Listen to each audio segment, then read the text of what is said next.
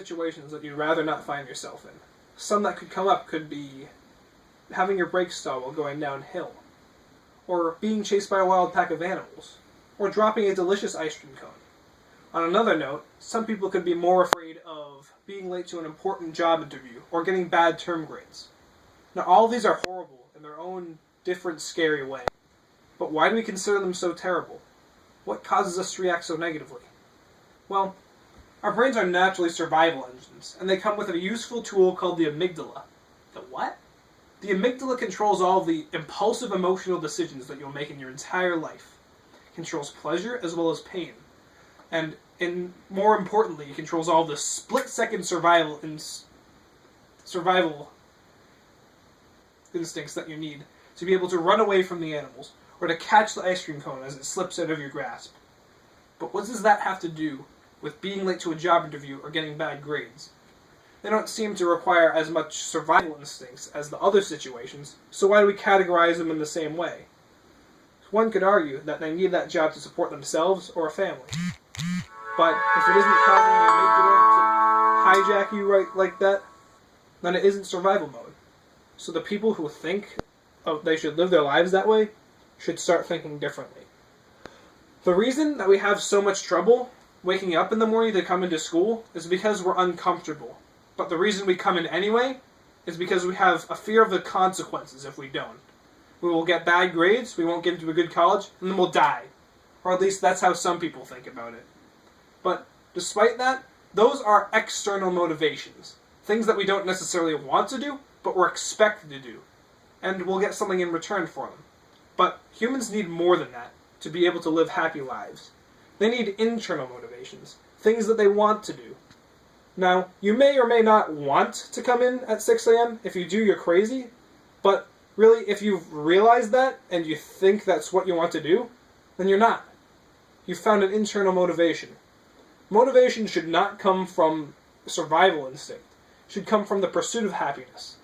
And motivation from the pursuit of happiness is more effective in the effect that it helps you achieve better, it heightens your mental health, and overall it leads to a happier life. Now, initially, all motivation comes from survival needs. According to Abraham Maslow, a famous psychologist, he created the hierarchy of needs, a pyramid that represents all of the needs that you'll have in your entire life. On the bottom are the necessities, the survival needs. Then come needs for a sense of security. And then further on come more internal motivations, such as affiliation, and on the top, self-actualization. Now, Maslow states that one cannot advance to another rank in the pyramid until all of the lower needs are met.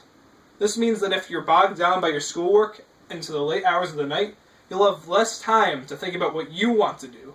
You're succumbing to fulfilling external motivations that have little to do with developing who you are as a person. People should not have to live at the bottom of the pyramid. They should be able to progress. Now, that's it, you may think. Was Maslow wrong? No, Maslow wasn't wrong. I'm mainly bringing awareness to the point that unless you already have a secure position in society, then chances are you'll have a lot harder time trying to find extra purpose in your life. But finding a balance of external and internal motivation may seem hard, but that's not the end of the story. You should always try. If you're thinking in the late hours of the night, oh, what will this do for me while working on a school project?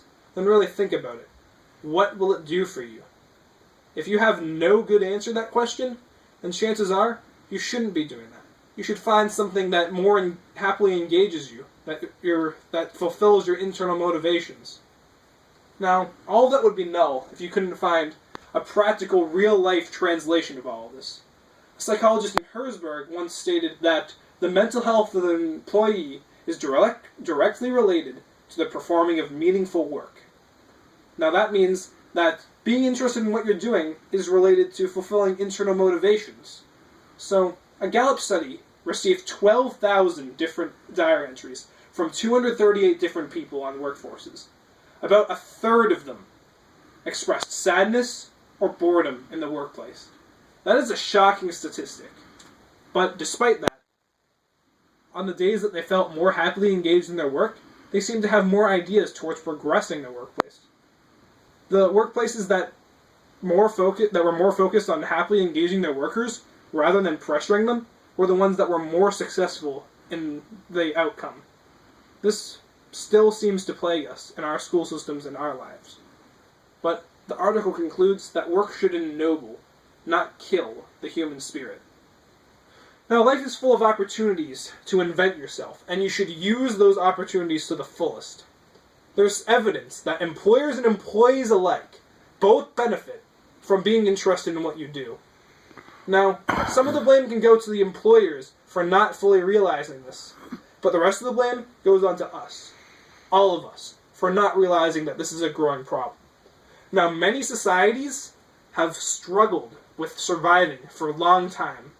However, our society, at least, is past the point of constant peril in our environment, and no one should feel like they're surviving their life. They should feel like living their life. Thank you. Yay.